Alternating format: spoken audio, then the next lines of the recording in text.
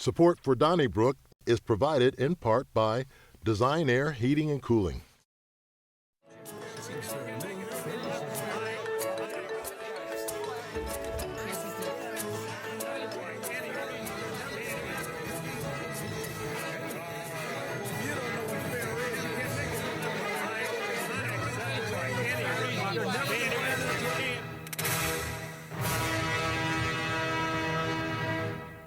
Donnybrook is made possible by the support of the Betsy and Thomas Patterson Foundation and the members of 9PBS. Thank you for joining us during the annual St. Louis Humidity Festival. Lots to talk about on Donnybrook this week, but first, let's meet the panelists, starting with the media veteran herself, Wendy Wiese. From the Post-Dispatch, he's Bill McClellan. From the 314 podcast, the Daily Newsletter, and St. Louis Magazine, Sarah Fenske. And from the St. Louis American, Alvin Reid. Well, Wendy, we're going to start with you. The elections were not last Tuesday, but the Tuesday before. And afterwards, Steve Ehlmann, the candidate for county executive who won his primary in St. Charles County, the incumbent, said that he would like to see some sort of regulation in Missouri, kind of like how they do it in Texas and Maryland, where they regulate the use of artificial intelligence on these political ads. In his case, one of his opponents, Jason Law, created this fictional display that looked very real of him arguing with another opponent, Bill Eigel, about property taxes. It was completely phony and made up, but it looked very real. And I was thinking to myself, shoot, I wouldn't have known that this was fake if someone didn't tell me. Do you think that AI should be regulated in political speech? I think that AI should be regulated and should have been regulated from the outset in much the same way that the interwebs, the internet is still the Wild West. It is very little regulation. It's like nailing Jell-O to a wall. It's like mercury in your hand. And I felt immediately when Steve Ehlmann, when I read this story, that I just thought he was, like me, kind of a dinosaur. It's like this has been around for a while. And I think if you move to make politics, your focus, if I am one of the businesses that have been, victimized by AI, I'm going to be upset about that. Well, I was going to say that if you want to protect politicians, but what about the general public? That's what I'm saying. Because there's several that I viewed right away. I think one local banking, maybe not local, but they have local outlets. I think they use like fake people on their commercials. And so I don't know that you could say like you can't use it for political ads, but you could use it for every other kind of ad. That's exactly my point. But I think there is good reason to do it for political ads and not do it for everything else. I mean, this is like democracy. Like we all have more stake in getting political ads right. And we do regulate political ads in the way that normal ads aren't regulated. If you're a lawyer and you want to put your ad out there, you can do that on TV. But if you're a politician or even a political action committee that is supporting that politician, you have to follow certain rules. You have to disclose the money, all this kind of stuff. There's no reason that you shouldn't have to also disclose AI use, and if they catch you not doing it, that you could be subject to a very large fine. Oh yeah, absolutely. I mean, I don't even think it's a question because people like me are very easily fooled with this. Everybody is. I was on the internet and there was something about Bill Gates has this new honey-based thing that can stop Alzheimer's. And I started watching and I thought, I'm going to get some of this. And then all of a sudden it went a little overboard, I mean, it was the real Bill Gates talking. And he said, but you have to do this now. And I thought, well, that doesn't sound like Bill Gates. And the idea that, and I Googled it and it wasn't Bill Gates. Fortunately, before I bought a bunch of it. Right. Bill Gates could be. And the idea that politicians can use this against each other like Jason Law did, I thought that was awful. I agree. And it's not just the AI. In a circular that Gina Mitten, the successful candidate for state Senate, sent out, she had Steve Butts wearing a red hat, which looked like a MAGA hat, right? And so I called Steve today and I said, were you actually wearing that hat? And he said, no, that was Photoshop or something. And I think that's deceptive. I mean, run on the issues. Right. Don't paint your opponent doing something But Alvin, silly, illegal, or unethical. Alvin, help me here. This is every single day, and it's impacting people from all walks of life. I don't think we need to just concentrate on politics. And I understand what you're saying about democracy being in the balance, but I think we have to protect everybody. And to It's easier though to do it for politics. Why? To just say like you cannot, if you're running against somebody, you cannot have a fake ad where that person is saying something that they never said. Okay, but I can sell you a fly-by-night product using this same technology. Exactly. Like, I don't what's think the difference? so. There is truth in advertising. There are laws regarding Well, the that. people who do this thing on Bill Gates, they should be arrested. Yeah, I mean, Winfrey. so many of these Yeah. digital ads are sort of, they pop up here and you get them struck off Facebook and they pop up in a different way. Like, it is really hard to do that. But again, I think these political ads are different. I think this is something where meaningful I think regulation you should have would to work. say that this commercial was produced with AI. Yeah. But I don't think you could say that you cannot use AI in a commercial. Oh, I get that. I think you should. I mean, Oh. like what Jason Law did was wrong. What Mitten did was wrong. What's the difference between what Jason Law did and what Jake Zimmerman did? Good point. Well, I thought Jake Zimmerman ran a nasty smear campaign, but you can't stop people from doing that. But you can say you can't put up an illusionary thing where you have your opponent saying something and people can watch, go, wow. And then it turns out, well, that's really I just think AI. you should have That's to label that's that a this very- is the AI-generated commercial. Yeah, Right. that's a That's very- what I think it's about It's a very regulation. nature of negative ads. Disclosure. Speaking of can and can't, Sarah Fenske, let me ask you about the Missouri license plate program. Back in 2023, the state of Missouri's General Assembly voted and passed a law that said that we were going to revise the way that people get their license plates. Right now, you buy a car from a dealer, they give you a temporary tag, and then you got to pay the sales tax whenever you get around to it, preferably within 30 days, but a lot of people don't do that.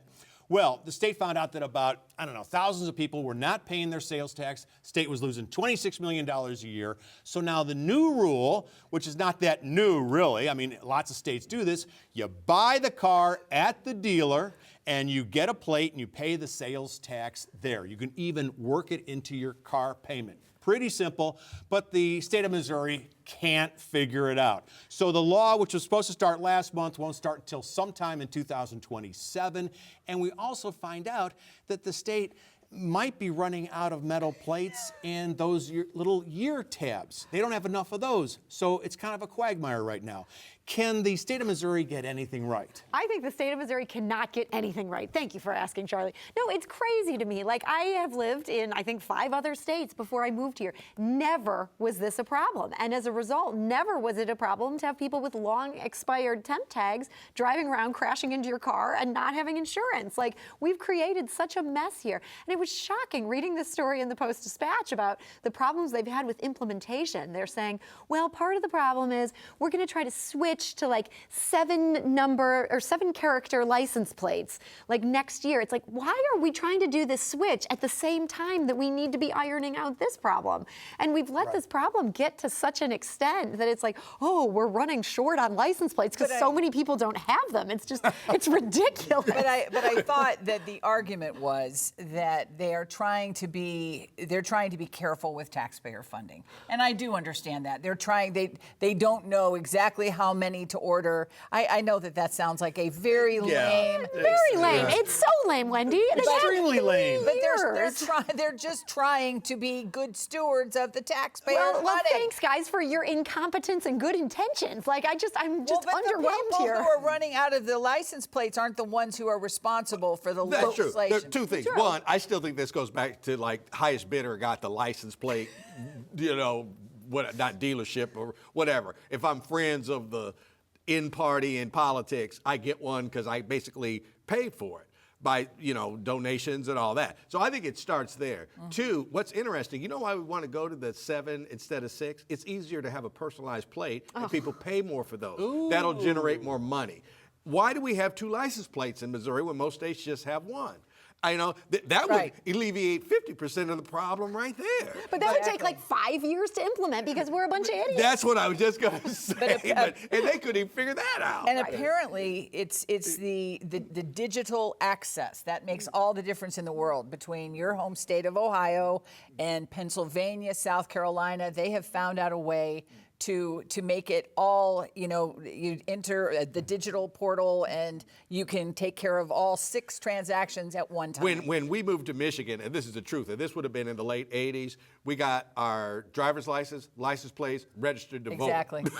Yeah, exactly. It took like 10 minutes. Yeah. If you buy a new car and you have to, when you go to the license office, you have to pay like $3,500. We go, what? Whereas if it's in a note that's a 60-month or 48-month, no, you don't even notice it. I mean, I don't know how we started doing this in Missouri, but it makes no sense. Well, you know what happened was the sales tax kept creeping up, and now can be 10% in some municipalities. And it does make a big When it was bill. 5%, maybe you could have paid it at the Yeah. dealership. Yeah, and the average price of a new car is now $50K. Yeah, and if you So that's a lot. And- Yeah, that's what I read in the No, Wall no. Street Journal. If you have what is called a luxury car, Uh-huh. you do kind of have to pay. Hey, well, no, Alvin. That's right. I had to Mr. cough up a Reid. little bit of money. Hey, Alvin, I want to ask you about another program that doesn't seem to be working. It's a program to repair homes in St. Louis City after the May 16th tornado last year. Now, they have 2,000 homes that are waiting for these repair funds, which come from ARPA money, federal money, as well as the RAM settlement money. 2,000 homes. And they've identified 200 that are priority, right? Yeah. Those are the homes where seniors live and children. They want to get those first. Of those 200, of those 2,000, they have repaired 34 in total. In fact, 3 since February. At this rate, I calculated it'll take 166 years to repair the 2,000 homes. All right, now we're supposed to not laugh at the tornado situation. Right. So I'm not Stop laughing. laughing, will I'm you? not laughing at the tornado situation, but that's kind of folly that you've only taken care of 13. I think it's like many other projects, not here in St. Louis, not just in St. Louis, but all over, that if your heart really isn't in it, if there really isn't a champion of a cause, then it flounders. And I think that's what's going on. I don't think the region is really all that into saving agree. these homes. And I think that's why it's taking so long, and it's just like really a half-hearted effort. Do you know how long it took the 9th Ward? And do you know how long it took them to recover completely from Katrina? They would probably tell you they still have it. They but- are not recovered. Yeah, right. They're not anywhere close to being recovered. That happened in 2005. That Katrina. I think some of the infrastructure mechanics did not start getting into place until 2014.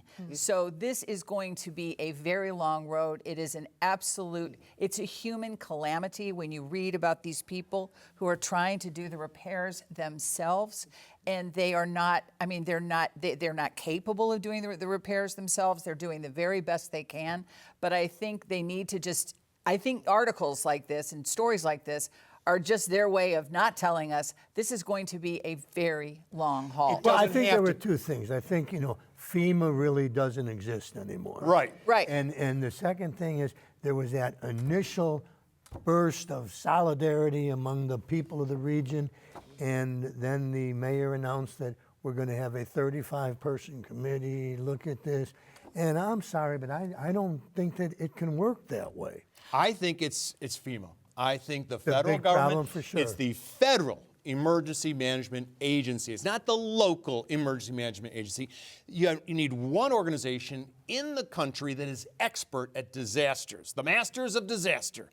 You can't expect the mayors like Kara Spencer or whoever the mayor was from New Orleans. And by the way, Channel 9 had a very good special on how poorly Mayor New Nagin. Orleans has Ray Nagin. recovered. Yeah. So I blame the senators who are doing nothing.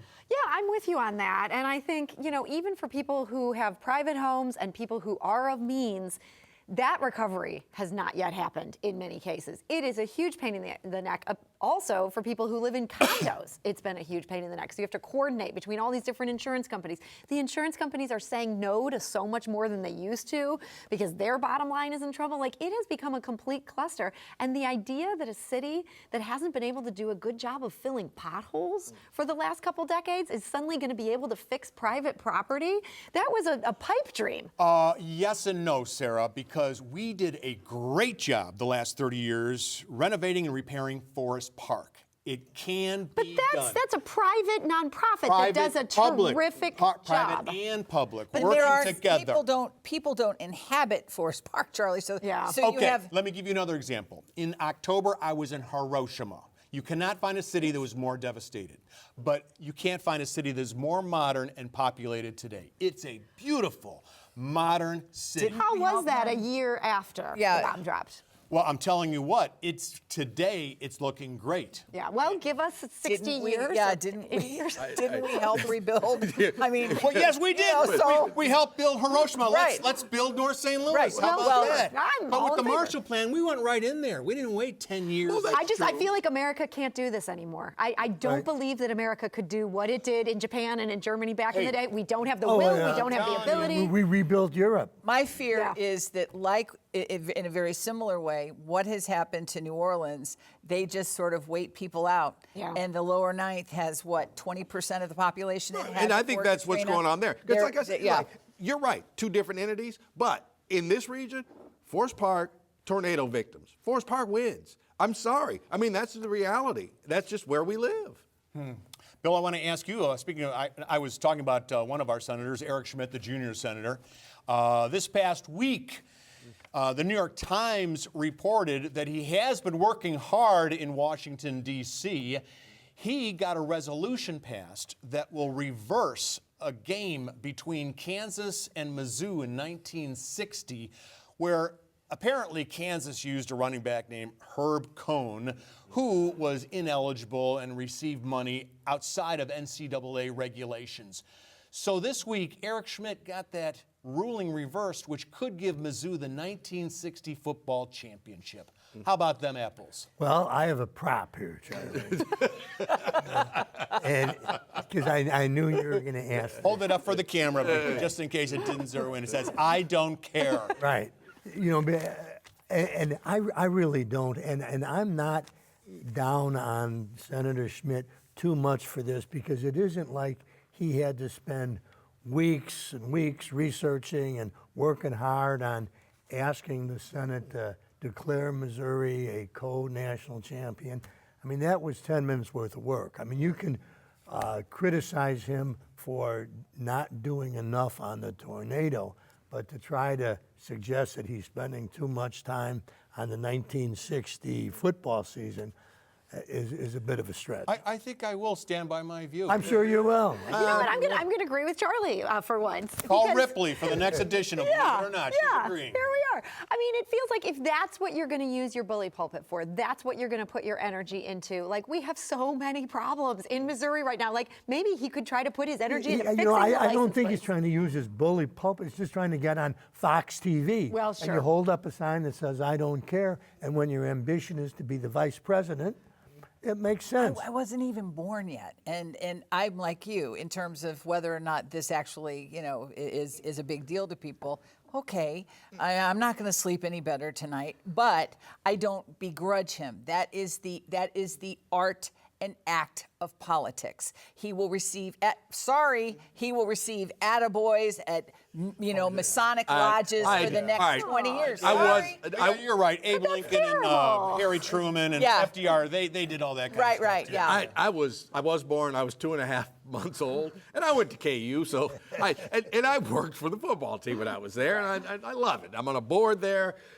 This is just stupid, and this is a waste of the people's time. And it's just, you know who hasn't commented? The University of Missouri. Because they said, like, let's not. Why are we even going down this path? He's just trying to, Dan Devine. The people that he's playing to have to be up there. All right. Now, granted, he is from this state and represents people of this state. That's the right. people who got the loudest mouths about whatever state university is, did not go to that university. I've learned that over the years. And I don't think anybody really cares whether Missouri was a co-national champion in 1960. Yeah, I don't think. This is strictly to get on Fox. I don't That's what think makes we it can say despicable. that. Like, I don't think we can say that. how is that the excuse? That's the condemnation right there. And what about the other school? Has anybody if you asked wanna them? be How, vice I forgot who president- it was. Who? It was Kansas. No. Who won the national championship there? There were like five yeah, of them. right. So Yeah. So ask them what they think. I thought the Golden think Gophers. we're all dead. Anyone who yeah, cares. nobody. Let's get a Nobody- 35-person committee. I do know that there was a senator from North Carolina whose name escapes me. I should have this at the tip of my tongue, who blasted Trump for not doing enough for Asheville, North Carolina. I'd love to see one of our Republican senators, stand up on a soapbox and say, come on, Washington, this is the time we stand up for people who, through no fault of their own, are homeless. I would tend to agree. All right. Bill, I want to ask you about a guy whose name I don't even know if I should say because I feel he's gotten so much bad publicity. But let's just call him Zach. Zach was golfing at Winghaven in a tournament. And in this tournament, you could win about $6,000 if you hit a hole-in-one. So he concocted a scheme knowing that he'd be at a certain par 3 first with his foursome. He put his golf ball in the hole early in the morning. And then when it got time for him and the others to approach that hole, he said, oh, I got to call my grandmother. Who's dying? Who's dying, so I got to play ahead. He went ahead, and surveillance cameras caught him putting his ball in the hole. He declared it a hole-in-one, okay? So now, newspapers all over, from Australia to New York City, are blasting this guy for cheating. And I kind of feel sorry for him right now. What do you think? Who hasn't done that, Charlie? No, I think it's crazy. I'm not a golfer, but I know that there's a lot of cheating that goes on a real minor level. People move their ball a little bit to get a better swing at it. But to do something like this, it's so premeditated. To get up early and sneak out on the course and put the, I think poor Zach deserves all the scorn he's getting. I don't feel too much sympathy. It's odd. Other sports, you get a little bit of an advantage, i.e. cheat a little bit or whatever. And people say like, hey, you ain't cheating, you ain't competing. You can't cheat at golf. And I'm kind of like with you, like you brought this on yourself, sir. Now, he's married and got a family and was a member of Winghaven. Not anymore. No, not anymore. What are you doing? I think this is indicative of society today, as a matter of fact. And I think that this is kind of, I don't want to blame Washington, D.C., but there's kind of like anything goes. It's kind of a Machiavellian kind of attitude floating around. And I think it caught up with this guy. Yeah. Go ahead. I was going to say, I think with this national press coverage, as much as it's total overkill, everybody's just looking for the viral story because everybody wants to see a cheater get caught. Hopefully it presents a cautionary tale where the next Zach is like, yeah, I'm not going to pretend, I'm not going to whip out my dying grandmother in order to cheat. That's what made it. I thought that's what really made it's like, oh my God, this guy is going to go as low as he possibly can. I thought it would have been bad enough if, there's something wrong with my dog. He dragged his grandmother into it, said she was ill, but I don't think we should. You don't mock other people's. Golf is important to some people, Charlie. It really is. And if you look at the viewing audience numbers for the Masters, the British Open, yes, I'm married to one, and so, and I wake up at 5 o'clock in the morning to watch the British Open. This is something that even non-golfers. I'll call Chris then, because I'm up too. Yeah, this is something that, but there is that sense of something like standards, and that's why the whole PGA Live thing was such This goes beyond golf. This is a character. Yeah, exactly. He's probably used his poor grandmother over and over and over. Well, maybe he needed the money. That's number one. But the other thing is, Dan Reardon, golf professional expert, was on the Chris and Amy show this week, and he said that golf cheating is rife, and he was able to rattle off about 5 names in a row, including Vijay Singh and But others. that was many years ago. And plus, he scorned because of that. He's found some success after that, but people not. He did no commercials. People don't want to be around him. Yeah. There's a lot. But with a stroke, I mean, you can have a little fun on your, in terms of the numbers of strokes. But there are people who've golfed their entire lives and never had a hole in one. And that's the thing is that it was a hole in one. It's one thing. Look, people who are just we out there, clowning around just golfing because we like to golf. It might be in the rough. You pick your ball and throw it out there. Like, I'm not hitting from the rough. But I'm not playing for a score. Well, I'm not playing for money. Since there was money involved, should he be prosecuted? No. What? No. There was money. Oh, no. Wait a minute. No, Wait, let's ask the East-West Gateway Coordinating Council if he should be hung. If he took the $6,000 home with him. He should be. And then got busted after the fact, then he did commit fraud. So whether or not he would be charged. He should return the money, but isn't international scorn enough? Something You were just tells saying me about that for the right, guy. I'm just asking. No. He would have committed a crime if he had taken the money and then got busted. Crime you prosecute. I didn't say that. I said it would be up to the. That's what the hanging It would be up judge to said. Melissa Smith. We have prosecutorial discretion for a reason. It would be up to Melissa Smith. Should he be shot at dawn? Oh, my gosh. I think that's going to end the conversation. Thank heavens. There's Please no end rebuttal it. for that. Okay, let's go to the old mailbag and see what people had to say about last week's program, if you will. In a rational world, a politician who tried to foist amendments that got support from only 20% of the electorate would step aside and change careers. But sadly, this is Missouri. That from Tim Nagy of Wildwood, Missouri. Sandra Paget of Ladue wrote, "Thank you for highlighting Jake Zimmerman's smear campaign in your discussion about the Democratic primary for St. Louis County Executive. I found his statements regarding Brian Williams' alleged and untrue connections to MAGA and prejudice against women to be repulsive, especially in light of Zimmerman's comments that he wants to end political squabbling." You can write us, care of 9PBS 63108. Don't forget those emails, donnybrook@9pbs.org. On social media, use hashtag DonnybrookSTL. Call the 9 line if you get a chance at 314-512-9094. And wherever you are this summer, listen to us on your favorite podcast source. Our program Last Call can be seen on the Donnybrook YouTube channel. This week, among other topics, Mike Bush is hanging it up after 41 years. I don't think we'll have too much argument about that. And Wash U employees are parking in Forest Park, much to the disdain of golfers there. We're going to talk about that, I guess, to the dismay of golfers there. So that's on Last Call. We hope you join us. See you next time. Donnybrook is made possible by the support of the Betsy and Thomas Patterson Foundation and the members of 9PBS.